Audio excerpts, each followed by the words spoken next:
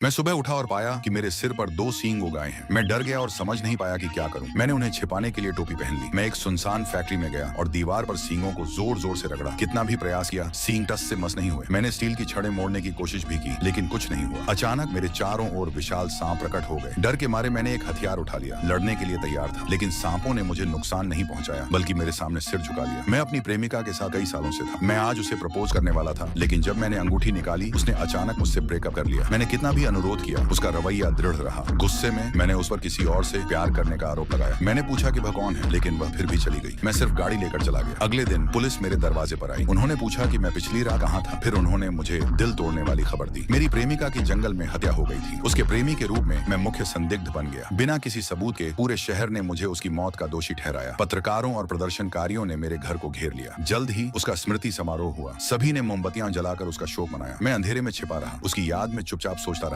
जब सभी चले गए, मैं खुद को रोक नहीं पाया और बाहर निकल आया। मुझे उसकी शुद्ध और दयालु मुस्कान याद आई। शराब के नशे में मैंने जमीन पर रखी एक सजावट को लात मार दी। मैंने अपना आपा खो दिया और जमीन पर रखी मोमबत्तियों को अपने मूत्र से बुझा दिया। मुझे कभी नहीं लगा कि अगले दिन मेरे सिर पर दो सींग उग आएंगे। मैं तुरंत अस्पताल जांच के लिए गया। अजीब बात थी, जो कोई भी मेरे सींग देखता, वह अपने दिल की सच्चाई बोलने लगा। एक महिला अचानक खड़ी होकर कर्मचारियों से बहस करने लगी। मैं उसे शांत करने के लिए आगे बढ़ा। अचानक उसके कुछ यादें मेरे दिमाग में कौंध गईं। उस पल में मुझे अभी भी नहीं पता था कि मेरे पास पहले से ही एक दानव की शक्ति है। यहाँ तक कि मुझे जांचने वाली नर्स भी मेरे दानव सींगों की ओर आकर्षित हो गई। डॉक्टर आया, उसने मेरे सींगों को काटने की योजना बनाई, लेकिन प्रक्रिया के बीच में मैं जाग गया और पाया कि आरी मेरे सींगों में फंस गई थी। पूछ रहा हूँ कि ऐसा क्यों हुआ।